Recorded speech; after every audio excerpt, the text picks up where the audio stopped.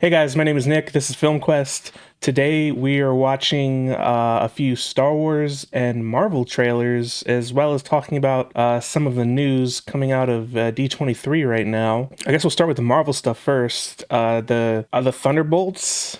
We've got an official cast for the Thunderbolts, starting off with Valentina Allegra de la Fontaine, Contessa Fontaine. We've seen her kind of recruiting a few people in some of the shows and movies of the past few years. So I think she's going to be, I'm pretty confident to say, she's probably going to be the Nick Fury of the Thunderbolts organization as far as getting everybody together. We've also got the Ghost from Ant-Man and the Wasp. Which is interesting because that's the last time we saw her was Ant-Man and the Wasp, and she just kind of fell off the map. So it looks like they're taking the opportunity to bring a lot of villains and people that haven't died but could be reformed, which there's been several of them in the MCU so far, and actually doing something with them, which is great. Next up from Black Widow, we've got Red Guardian, Yelena, and Taskmaster, all from Black Widow. Cool to see them back. I love David Harbour and Stranger Things. I haven't seen the Hellboy movie, but it got, eviscerated by the reviews, so I don't know that I would care to watch that. I don't know. I might watch that for the channel, but we'll have to see. I'm a big fan of him in Stranger Things. I enjoyed the character quite a bit in Black Widow. It's going to be fun to see their kind of father-daughter relationship. They kind of talk about it a little bit in the press conference.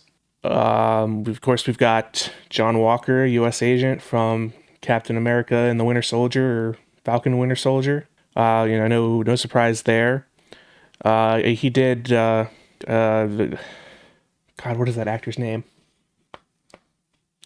I can't remember his name right now, but he did a fantastic job. He did a great job playing an unhinged, kind of like dark Captain America.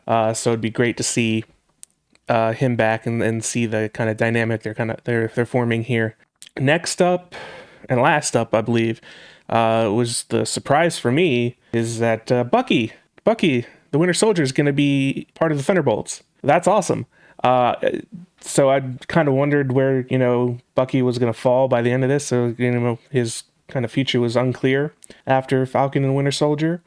But it's cool to see that Sebastian Stan is.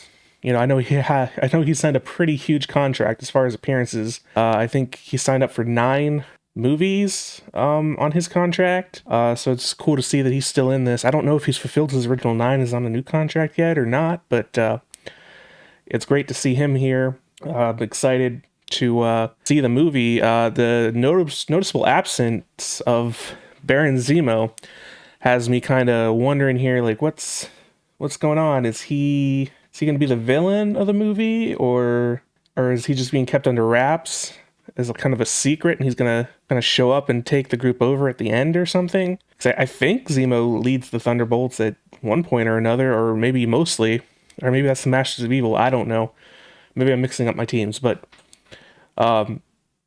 very curious about his absence here. Would like to know more. But they were very tight-lipped. They didn't say anything about, the movie, as far as I know, other than announcing the cast and the director. That's all I have to say on that. I think we've got 3 Marvel trailers. We've got the Werewolf by Night. Oh, we've got 2. Werewolf by Night trailer and the Secret Invasion trailer. So we're gonna watch those 2 real quick, and then we'll move on to the Star Wars trailers after that.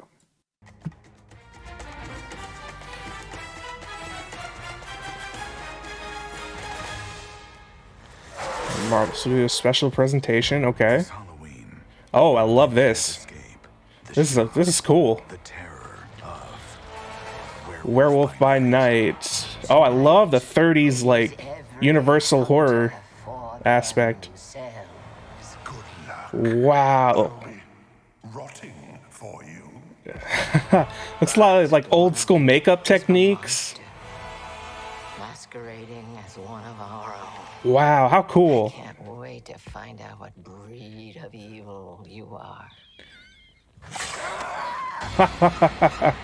Wow, okay. Yeah, classic horror theme.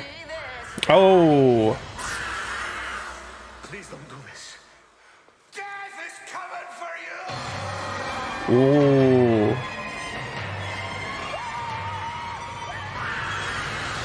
Wow. Werewolf by night.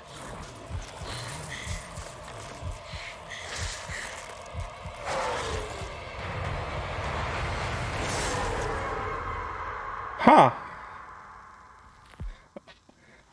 Nice touch in the film breaking up. That's cool. Okay, I'm not super familiar with Werewolf by Night. I know Moon Knight, I believe, makes his first appearance in Werewolf by Night. Other than that, I know nothing. Like, absolutely nothing. But that was cool. I love the black and white, and the even the sound, it seemed, was kind of like that older, like, I don't know, like mono kind of sound that you got in a lot of the older movies. Watching the trailer, I noticed like a lot of like practical, it seemed like old, like 30s and 40s techniques for filmmaking and special effects. Yeah, it seems like just going to be just a love letter and homage to the Draculas and the Wolfman and Frankenstein movies of the 30s and 40s. The Universal horror seems like a big influence here. I'm super excited to check this out now. That just has me hyped. That was a good little trailer. And it's coming out soon. It's coming out early October, so just about a month away. Yeah, excited for it. All right, and we're just gonna move on here to the main event of the Marvel stuff, the Secret Invasion trailer.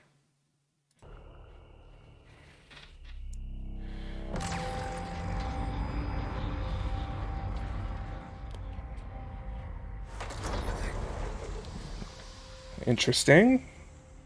This Fury? It is, or is it? For years, you've been avoiding Earth. I have called for your help plenty of other times, and you've been pretty content to let those calls go straight to voicemail. Maria Hill's back. Yeah, well, this is different. Yeah, his eye patch is gone. Like, what the hell happened? How much do you know about your security detail? What do you mean, how much do I know about him? Rhodey? Oh, he's back. Fury, we're gonna be very careful now. Oh, no. So is it like an offshoot of the Skrulls? You're in no shape for this fight that lies before us.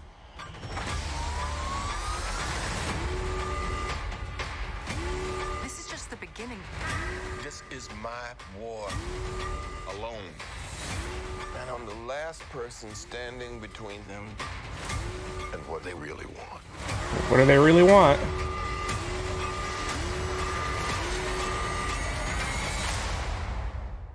And what is that? Yeah, old school Nick Fury. What do they want?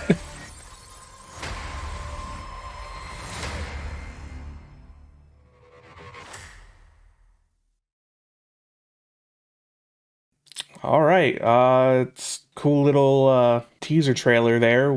Doesn't really tell us much other than what we already kind of know. I guess there's going to be, in the Captain Marvel, the Skrulls were good, so this must be like a splinter faction, maybe, of Skrulls trying to take over, or maybe they're not Skrulls at all, and we're doing another like bait and switch, and it's something else. It was good to see Rhodey back, Maria Hill, Martin Freeman, whose character's name I can't remember from Black Panther in Civil War. I didn't really notice anyone else. I might have missed somebody though. Yeah, I mean that was cool. It's good to see Nick Fury back, and Maria Hill asking questions. You've been avoiding us, like why have you been avoiding the Earth like the plague? I assume it's got something to do with it being infiltrated, and he couldn't really trust anybody. So it's kind of giving off that spy movie vibe that we haven't seen since The Winter Soldier. Yeah, I mean, I'm excited. I'm excited for it, but I don't know if this did much to hype me up. Like, it didn't give me anything like super crazy to ponder or think about. But yeah, I think that's all I really have to say on it. It was a trailer. All right, so we've got the Star Wars stuff coming up. We've got 3 trailers. We've got the Andor trailer, and Andor's coming out soon, so this should be a pretty big trailer. We've got Tales of the Jedi, which I believe is just a bunch of short stories that I think they took the name from something in Legends, like a book or something. So I wonder if they're adapting stuff from that, or if this is just going to be like the Forces of Destiny kind of style, like short stories, or if they're like feature-length 30-minute episodes, or you know, like the TV show length. And then we've got the teaser for the season 3 of the Mandalorian. Let's start off with Andor, and then we'll go into the other ones.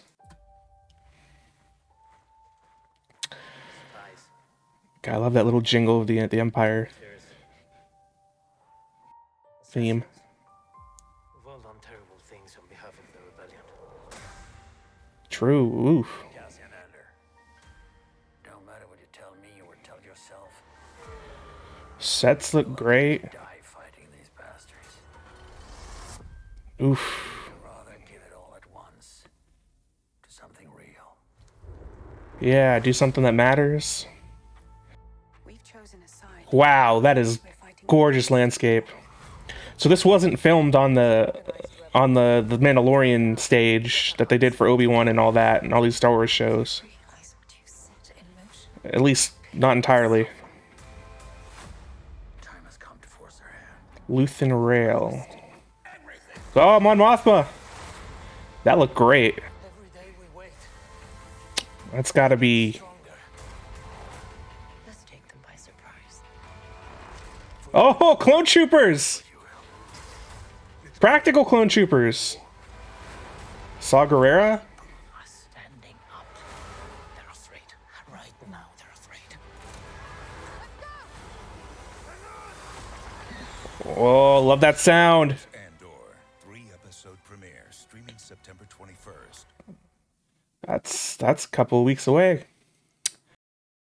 Yes, I mean, we see a lot of the sweeping landscapes that they can do, that they're not like just basically limiting themselves to that soundstage. I forget what they call it. I don't know, that soundstage with the LED background where it's just like a realistic lighting that they can just do in stage. They use it a lot on The Mandalorian, and they used it in Obi-Wan quite a bit. It seems like they're kind of stepping away from that for this one, and we're getting a lot of like on-location filming, and it shows in the trailers. It seems to be we're gonna be getting a lot of Clone Wars. It looks like Clone Wars era stuff, or very early Empire stuff, and then into the Rebellion. So I think this is gonna go 20-something episodes in total. It's already been renewed for a second season, and it should bring us for Cassian right up to Rogue One, if I believe what everyone's saying. Yeah, I'm excited, legitimately excited for this one. This is going to be probably the biggest thing since The Mandalorian, just because of the way it was filmed, like not on the soundstage, out in actual locations. I feel like they spent a lot of money on the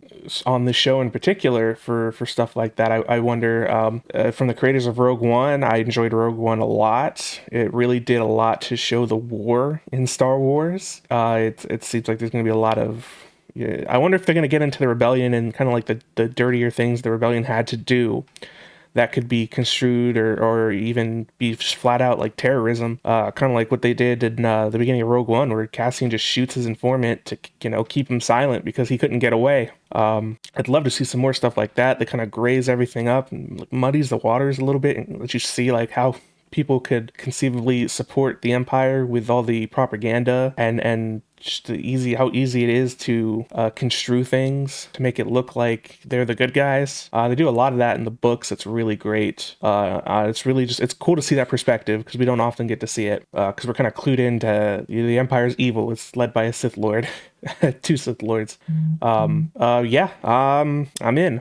I'm hyped for that. That was a good trailer. And the next up, we've got the Tales of the Jedi official trailer. I think this is going to be animated. So let's check it out and see what they're going to do with it here. Everywhere there is life, but you must face death. This looks very Clone Wars style. Do not fear it. Is it a baby Ahsoka? Jedi. Yeah. Ahsoka is Jedi. Very cool.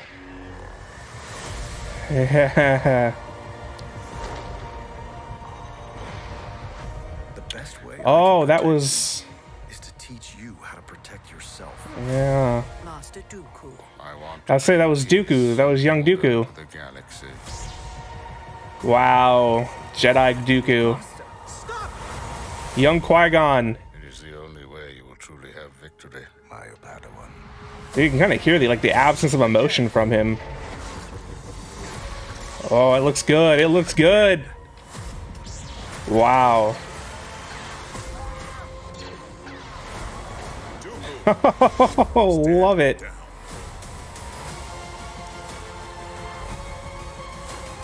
Bail Organa? I'm tired of fighting. Rex? Wow, it looks so good. Obi-Wan looked incredible. What is that? What is that? Oh, Yoda! Whoa! And who might you be? It's Inquisitor. An Inquisitor, what? Interesting. Wow, that was awesome. Yes, I mean, it looks like we're spanning a big chunk of the timeline, maybe like the end of the High Republic, all the way up to, it looks like the Age of the Empire, if that's an Inquisitor hunting Ahsoka early on in the reign of the Empire, it looked like.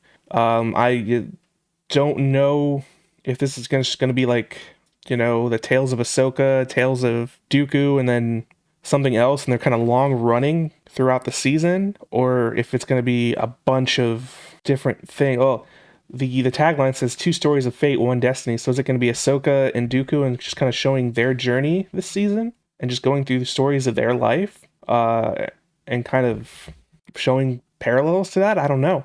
I mean, the animation was incredible. Obi-Wan in particular, when he showed up, looked so good, like much improved upon what he looked like in the Clone Wars, and even I don't know, did he show up in Bad Batch? I don't think he did. But he looked fantastic. Yeah, they've really come a long way with the animation for these Star Wars shows, with the kind of digital look to it.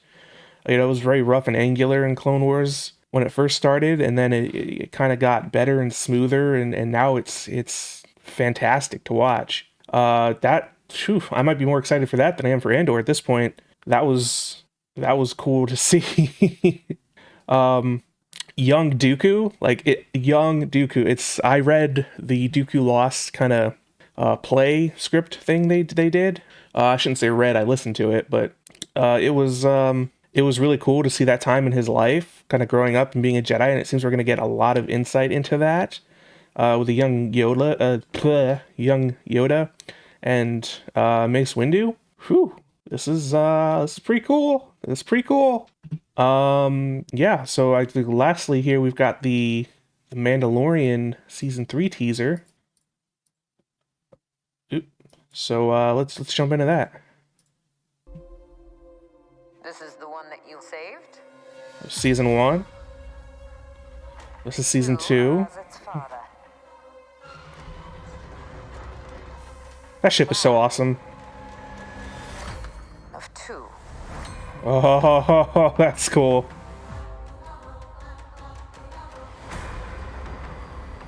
But you have removed your helmet. Yeah. Then you are a Mandalorian. No more. So I wonder if they're staying on the stage for this one, or if they're going off to more like on location. So wow, that looks great. Very cool. Bo-Katan. Your cult Oh, who are these? fractured our people. Oh, wow. Where were you then?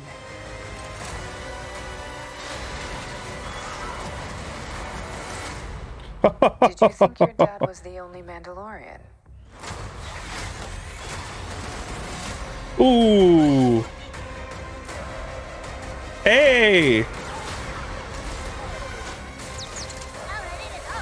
Babu Frick. All right, kid. Hang on. You ready for an adventure? Yeah.